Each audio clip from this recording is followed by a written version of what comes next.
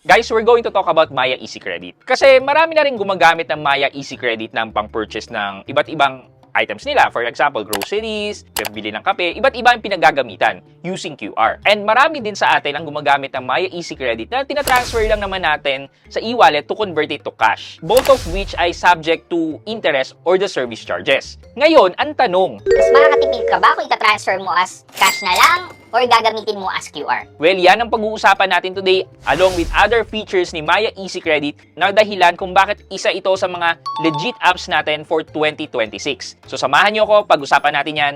Sit back and let's discuss. Coming right up.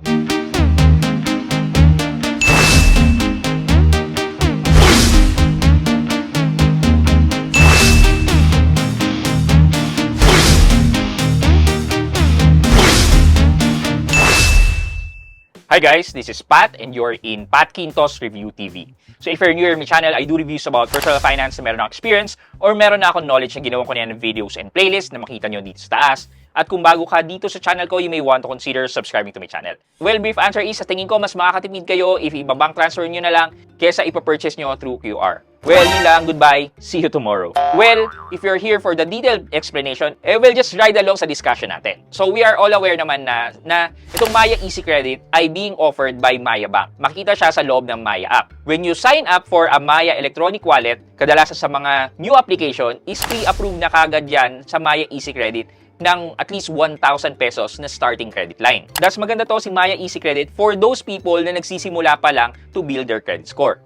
Here are the 5 reasons why Maya Easy Credit is one of your trusted lending service this 2026. Unang-una sa lahat, yung nasabi ko na nga kanina na yung availability ng Maya Easy Credit when you sign up for a Maya account is madalas available na kagad sa inyo. Though yung limit ay mag-start ng 1,000, but the limit can go up to 30,000 if you're continuously using their service and wala kayong palya sa pagbabayad. Number 2 reason is transparent ang billing nila and walang hidden fees.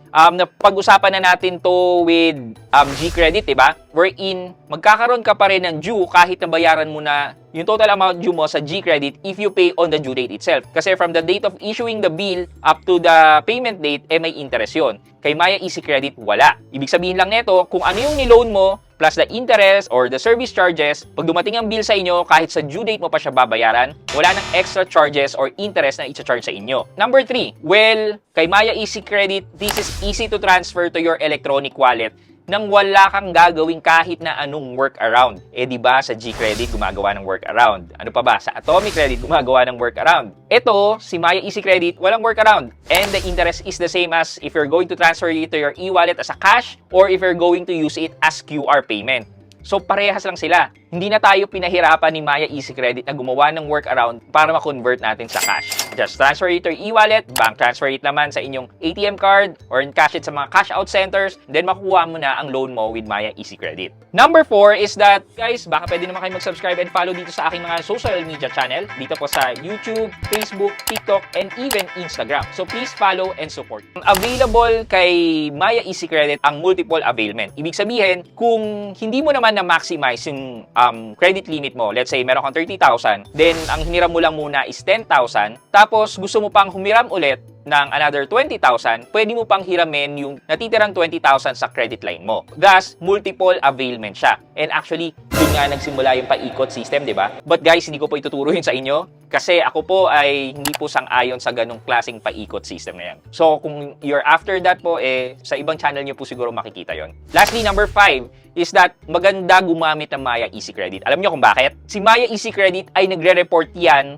kay CIC. CIC, sino ba si CIC? Si CIC yung ating Credit Information Corporation na nag-consolidate ng lahat ng credit information natin, lahat ng utang natin into a credit score na magagamit ng mga lenders natin to evaluate kung creditworthy ba tayo or mataas ang credit risk natin. And hindi lang yon, nagre-report din si Maya Easy Credit kay TransUnion. Bakit ko nasabi? Well, katulad po neto, kitang-kita na ang hiniram ko dito ay yung Maya Easy Credit ko and ni-report din po nila sa TransUnion. Thus, kung nagsisimula ka pa lang na i-build ang credit score mo, like 18 years old ka or 21 years old ka pa lang, nagsisimula ka pa lang, magandang stepping stone si Maya Easy Credit to build your credit score for CIC and even TransUnion. And kung mapapakita mo na maganda ang pagbabayad mo at tumas pa ang credit line mo, well, there is a high chance for you na ma-approve sa mga credit cards later on. Because mas mataas ang chance mong ma-approve sa mga credit card versus sa mga wala pang laman ang credit score. Thus, magandang alagaan po ang ating records with Maya Easy Credit. Bonus na lang po, si Maya Easy Credit po ay nag-o-offer po yan ng promotional service fee or interest. Well, ako po na-experience ko po na 2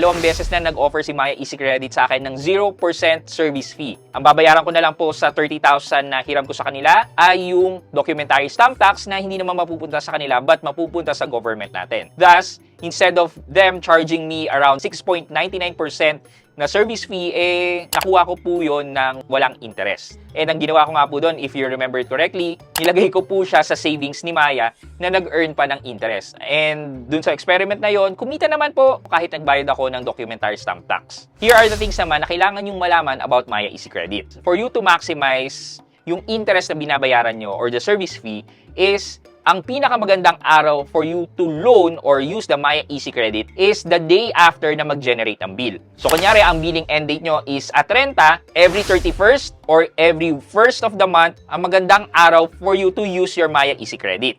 Bakit? It's because sa Maya Easy Credit, babayaran mong buo ang service fee. Lahat yan, kahit kailan ka umutang, babayaran mo ng buo ang service fee na good for 30 days. Hindi siya kung kailan mo inutang until the due date, yun ang interest. Hindi. Good for 1 month ang interest mo. Thus, kung inutang mo siya ng 29, tapos 30 ang bill mo, yung interest, babayaran mo na kagad. So, yun yung isa sa kailangan yung tandaan. Never get a Maya Easy Credit loan towards your billing end date. Get it after billing end date para makonsume nyo yung buong up to 45 days ng interest. That's masasabi nyo na nasulit nyo yung binayaran yung interest. Number 2 is that dahil sa promotion ni Maya Bank, eligible ka for an increase in savings interest if you use Maya Easy Credit to purchase using QR. Pero if you're just going to transfer the money to your e-wallet, hindi ka madadagdagan ng promotional interest. Okay, number 3 is, if you're going to use Maya Easy Credit, you have to watch out for the interest or the service charge. Medyo mataas talaga ang interest ni Maya Easy Credit Nung nagsimula kay Maya Easy Credit, nasa 9% ang binigay nila sa aking interest. Kaya hindi ko po siya talaga ganun ginagamit. But eventually, they lowered it down to 7.99%. Then right now, they lowered it to 6.99% or around 7%.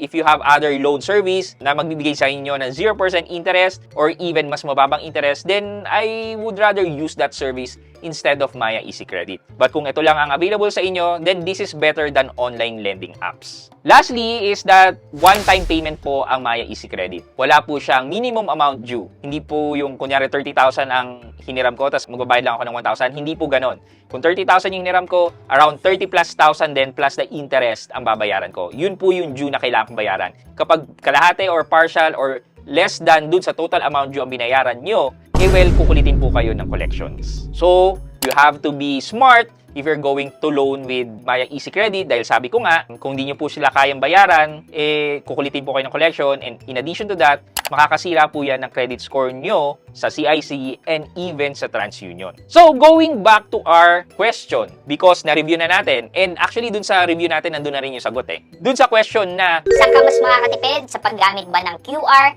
ng Maya Easy Credit, or by transferring your money to e-wallet? Wala, ang sagot ko po dyan is mas makakatipid po kayo if you transfer your loan sa inyong e-wallet as cash. Dahil sa pares lang naman po ang interest na charge sa QR payments and at the same time sa pag-transfer as cash. Kasi isipin nyo po to. Let's say today, bumili ako ng diaper. After 3 days, bumili ako ng kape. So kung isipin nyo po, di ba, dapat mas konti yung araw na nanghiram kayo nung bumili kayo ng kape, thus mas mababa ang interest. Well, sabi ko nga po, hindi po yun ganon. Kahit kailan po kayo manghiram, kunyari nanghiram kayo 3 days before your billing end date, same interest ang babayaran nyo na 30 days. Thus, mas okay po na lump sum nyo na lang kunin yung Maya Easy Credit, withdrawin nyo po during the start of your billing cycle para makonsume nyo yung around 30 to 45 days ng interest na binabayaran nyo. Yeah, so basically, Maya Easy Credit is one of our legit lending service dahil bangko po ang inihiraman natin, kaya kailangan po natin mag-ingat dahil it's either makaganda po ng credit score natin yan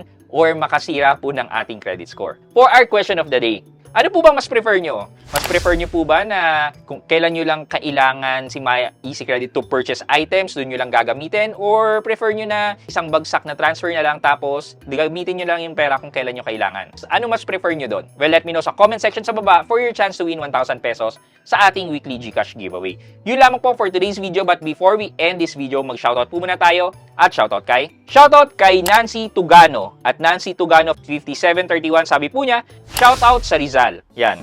Kay Miss Nancy Tugano, shoutout po sa inyo, and sa mga kababayan po natin dito sa Rizal.